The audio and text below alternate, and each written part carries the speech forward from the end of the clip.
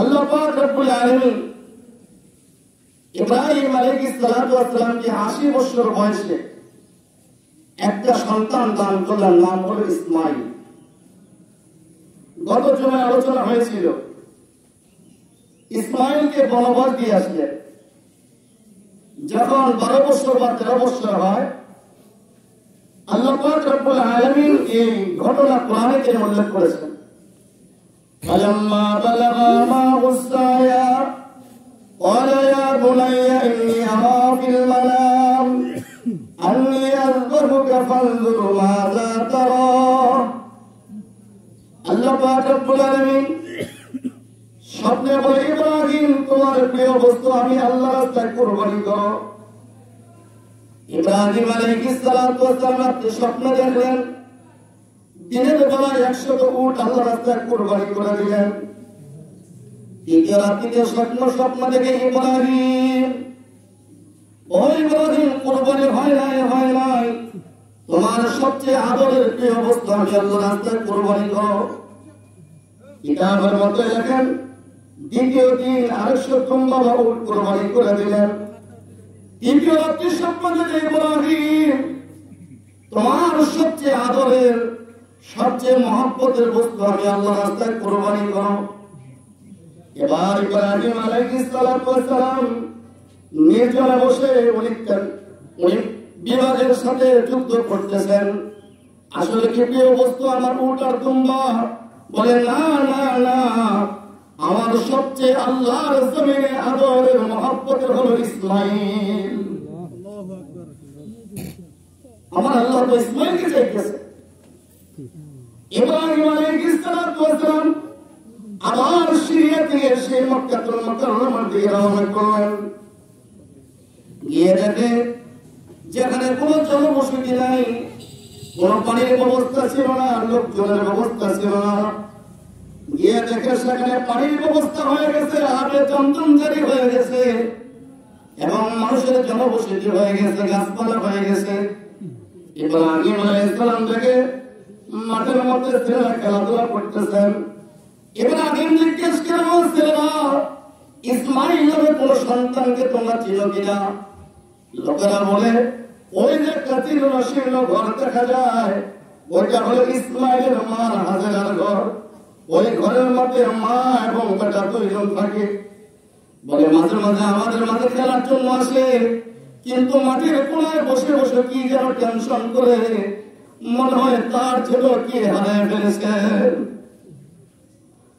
ইব্রাহিম আলাইহিস সালাতু ওয়াস সালাম সেই ঘরে গিয়ে ডাকতেছে, ইসমাইল আরে বাবা আমার বুকে আয়। ইসমাইল দৌড়ে এসে দেখে একজন মুরব্বী। মা তার বাবার কথা বারে বারে বলতেন, যে কথা বলতেন, যে আকৃতি বলতেন, হুবহু মিলে গেছে। ইব্রাহিম আলাইহিস সালামকে টান দিয়ে ঘরের মধ্যে নিয়ে গেছেন।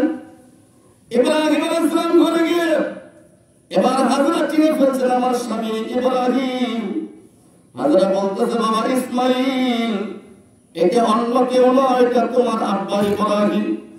ও ইসমাইল, তুমি করিস না বাবা, তোর বাবা সাধারণ কোন পিতা নয়, তোর বাবার জন্য আগুনকে আল্লাহ পাক জান্নাতের বাগান করে দিয়েছিলেন।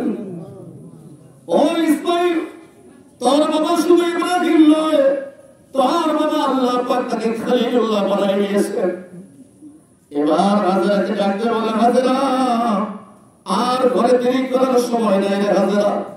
ও হাজরা, তোমার বেটা ইসমাইলকে সুন্দর করে সাজায় দাও, আমি আমার বন্ধুর বাড়িতে বেড়াইতে নিয়ে যাবো। আর বাড়িতে হাজরা চিন্তা করলেন, 12 বছর হয় সন্তানের সাথে বাবার সাথে কোনো সম্পর্ক নাই, বাবা সন্তানকে বেড়াইতে নিয়ে যাবেন।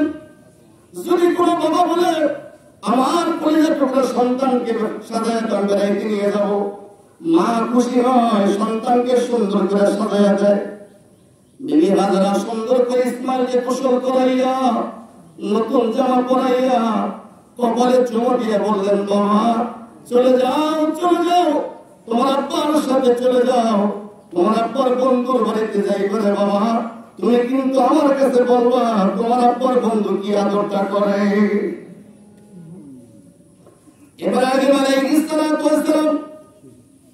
ব্যাগের মধ্যে রশি ঢুকাইছেন, ছুরি ঢুকাইছেন, জব করতে যা লাগে সব ব্যাগের মধ্যে ঢুকাইছেন। এবার ইসমাইলকে নিয়ে চলছে মিনার ময়দানে, ইসমাইলকে জব করবে। কিছু দূর যাওয়ার পরে ইব্রাহিম ডাকতে বলে, ও বাবা ইসমাইল, فلما بلغ معه السعي قال يا بني إني أرى في المنام أني أذبحك فانظر ماذا ترى। হে ইব্রাহিম, ও ইসমাইল, আমি তোমার একটা কথা বলতে চাই রে বাবা। বাবা, আমি স্বপ্নে দেখি আমি তোমাকে জবাই করতেছি। ফানজুর মাযা তারা, তোমার অভিমত ব্যক্ত করো, তোমার ইচ্ছা কি? কিন্তু ইসমাইল তো সাধারণ মানুষ নয়, ইসমাইল তো হলো খলিলের বেটা। ইব্রাহিম হলো খলিলুল্লাহ, আর ইসমাইল হলেন জবিহুল্লাহ। সুবহানাল্লাহ বললেন না? জবিহুল্লাহ।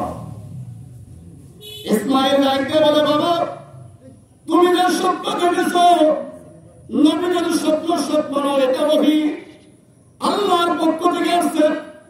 ফানজুর মাযা তারা, আমি রাজি হয়ে গেছি।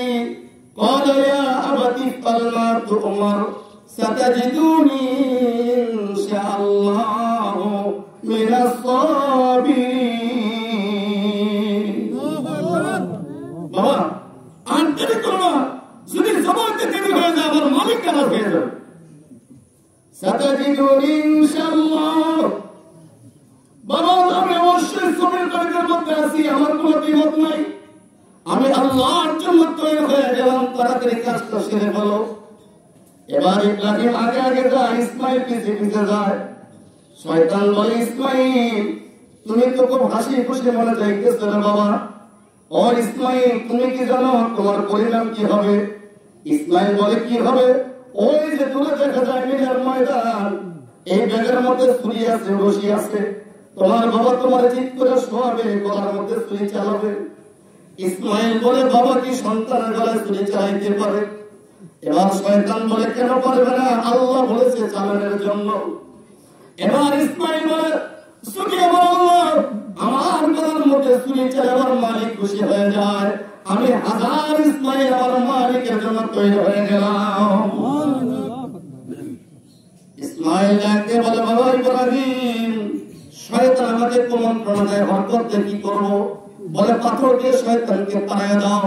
বলে, 3 জায়গার মধ্যে পাথর দিয়ে শয়তানকে তাড়াইছিলেন। আজও পর্যন্ত ওই আমলটুকু আল্লাহ পাক কেমন কবুল করেছেন।